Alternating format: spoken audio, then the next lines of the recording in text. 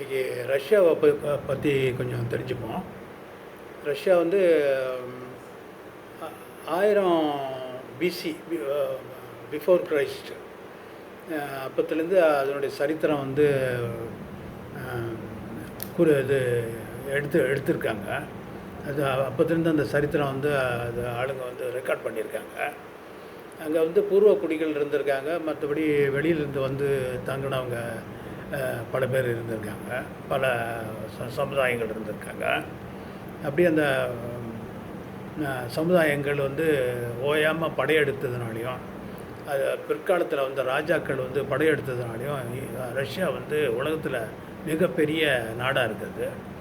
Union of Soviet Socialist Republic அப்படின்றது தான் அதனுடைய முன்னாடி இருந்த பேர். அது வந்து அதனுடைய அது 1547 1721 வரைக்கும் டிஎஸ்ஐஆர் சார்டம் அப்படின்ற ராஜாக்கள் ஆழ்ந்திருக்காங்க. சார் அப்படின்ற ராஜாக்கள். அதில் முக்கியமான சொல்லக்கூடிய ராஜா வந்து பீட்டர் த கிரேட். 1689 1725 வரைக்கும் அவர் இருந்திருக்கார். அவருக்கு கேபிட்டல் வந்து மாஸ்கோவிலேருந்து பீட்டர்ஸ்பர்குக்கு மாற்றிருக்காரு. அவர் வந்து பல படையெடுப்புகள் நிகழ்த்தி இது பண்ணியிருக்காரு. அதுக்கப்புறம் கடைசியாக வந்து சார் நிக்கலஸ் டூ கடைசியாக வந்து சார் நிக்கலஸ் டூன்றவர் அவர் வந்து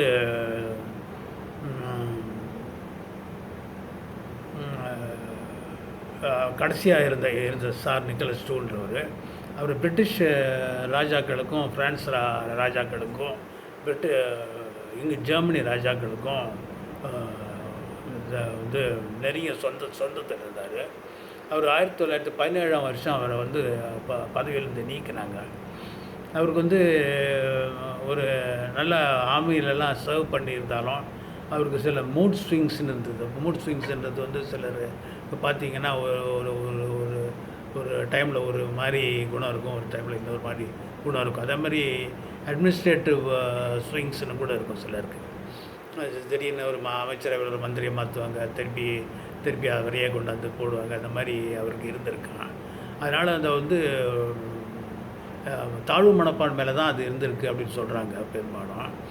அதனால் அவருக்கு வந்து மக்களோட மத்தியில் வந்து அவருக்கு நல்ல ஒரு பேர் இல்லாமல் இருந்திருக்கு. மக்கள் மத்தியில் நல்ல பேர் இல்லாமல் இருந்திருக்கு மக்கள் மத்தியில்.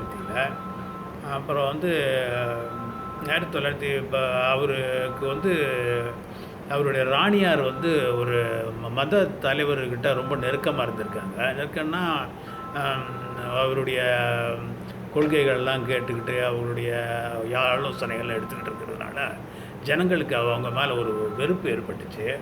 அதனால் வந்து அவங்கள வந்து மக்களுக்கு வந்து அவங்க மேலே வெறுப்பு ஏற்பட்டதுனால சைபீரியா பாலைவனம், அது ரஷ்யாவில் உள்ள ஒரு பாலைவனம். அது ரஷ்யா நான் சொன்ன வந்து இந்தியாவோட 5 மடங்கு பெரிய நாடு. அது சைபீரியா பாலைவனத்துக்கு இது பண்ணேன். அங்கே வந்து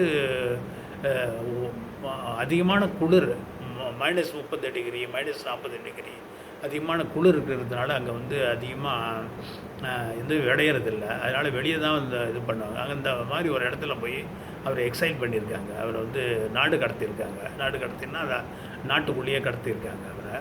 அவருக்கு வந்து பிழைக்கிறதுக்கு வழி இல்லாமல் இருந்தது. அந்த அம்மா வந்து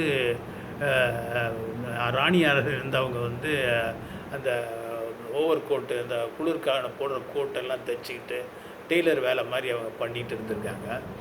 அவங்கள வந்து 1918 அந்த பிரிட்டிஷ் படைகள் அவங்களோட ஏலைஸ் அவங்கெல்லாம் சேர்ந்து ரஷ்யாவுக்குள்ளே வரணும்னு போனப்போ அவங்களையும் அந்த அரச குடும்பத்தை நிக்கலஸ் டூன்றவரையும் அவர் ஒய்ஃபையும் பசங்களையும் வந்து கொலை பண்ணிட்டாங்க. இந்த போல்ஷெவிக்ஸ் என்றவங்க வந்து அவங்க வந்து பிற்காலத்தை புரட்சியாளர்களாக இருந்தாங்க. அவங்க வந்து லெனின் தலைமையில் வந்து ஆட்சி அமைச்சாங்க.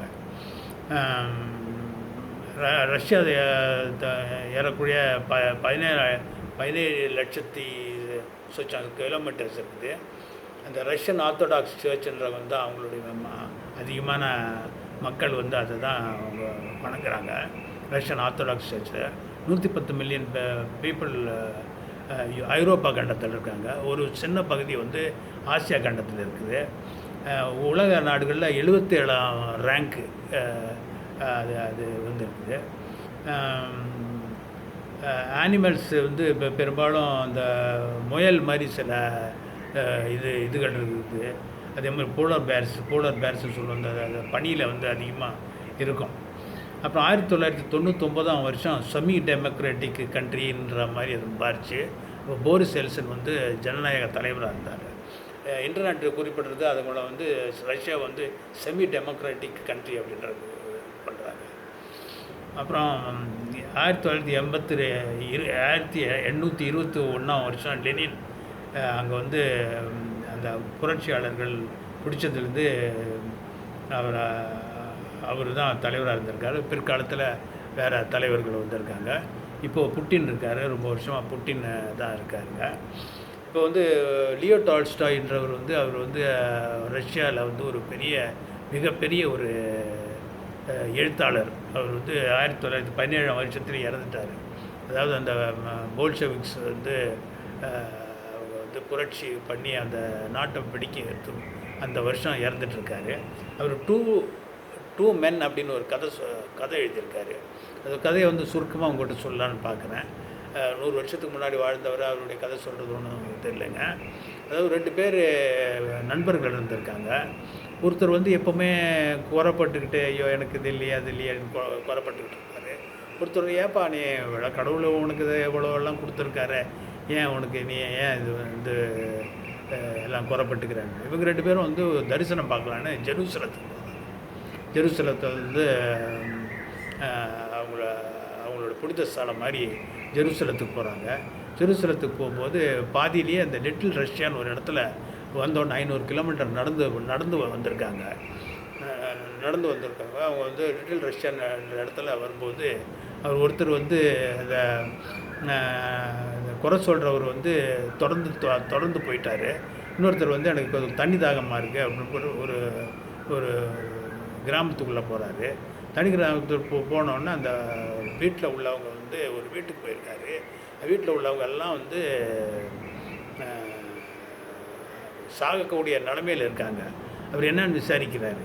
விசாரித்த ஒரு அம்மா வந்து சொல்கிறாங்க, இந்த மாதிரி எங்கள் ஊரில் பஞ்சங்க, பனி, அதனால் எங்களுக்கு வந்து வாடுறதுக்கு வழி இல்லை, அதனால் நாங்கள் சாப்பாடு இல்லை அப்படின்னு சொல்லும்போது இவர்கிட்ட இருந்த காசை வச்சு அவர் வந்து இது பண்ணுறாரு. அவர் வந்து எல்லாருக்கும் வாங்கி கொடுத்து எல்லாம் அந்த குடும்பம் வந்து செழிப்பாக இருக்குது. திரும்பி வந்துடுறாரு. இவர் வந்து இந்த குறை சொல்லிக்கிட்டே இருக்கிற அவர் வந்து எலியா என்றவர் வந்து அவர் வந்து தொடர்ந்து ஜெருசலத்துக்கு போகிறாரு. போகும்போது அங்கே கப்பலில் வந்து இன்டர்நேஷ்னல் பர்மிட்டு அவர் வாங்கிட்டு போகிறாரு. அப்போ வந்து 5 ரூபிள்ஸ் ரஷ்யா காசில் 5 ரூபிள் அப்படின்னு சொல்லி அவர் எழுதியிருக்காரு லியோ டால்ஸ்டாய். அவர் அங்கே போய் அந்த ஜெருசலத்தில் போய் அவர் வந்து அந்த தரிசனம் பார்க்கும்போது இவருடைய நண்பர் அங்கே நிற்கிற மாதிரி இவருக்கு தெரியுது. கூட்டத்தில் தேடி போகிறாரு. 3 வாட்டி அதே மாதிரி தொடர்ந்து 3 நாள் அந்த மாதிரி அவரை பார்க்க முடியல. சரின்னு இவர் தரிசனம்லாம் பார்த்துட்டு திரும்பி வராரு. திரும்பி வரும்போது அவரோட வீட்டுக்கு வரும்போது குழப்பமாக இருக்குது. இவர் வந்து அவரோட நண்பரை பார்க்க போகிறாரு. நான் அவர் ஆறுதல் இதெல்லாம் சொல்லுவார் அப்படின்ட்டு பார்க்கும்போது அவர் வந்து தேனீ கூடுகளில் வந்து இது பண்ணிகிட்ருக்காரு. அந்த தேனெல்லாம் எடுத்துக்கிட்டு இருக்காரு. அந்த அவருடைய தாடியிலலாம் தேனீக்கள் வந்து இது பண்ணிகிட்ருக்கான். அப்போ ஒரு சொன்னால், நான் ஒன்று வந்து இந்த ஜெருசலத்துக்கு வந்து இந்த தரிசனம் பார்க்க போகும்போது நான் வந்து உன்னை பார்த்தேன் அப்படின்னா, அது அப்படியா பார்த்தியா அப்படின்னு சொல்லி பேச்சை விட மழுப்பிட்டு சொல்கிறாரு, நம்ம வந்து கடவுள் தரிசனம், கடவுளை விட மனிதர்களை வந்து நம்ம வந்து எவ்வளோ நம்ம நேசிக்கிறோமோ அதுதான் கடவுளுடைய உண்மையான இது அப்படின்னு சொல்கிறாரு.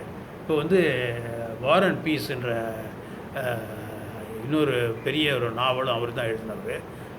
அந்த வார் அண்ட் பீஸ்ன்றது வந்து 4 பகுதிகளாக இது வந்து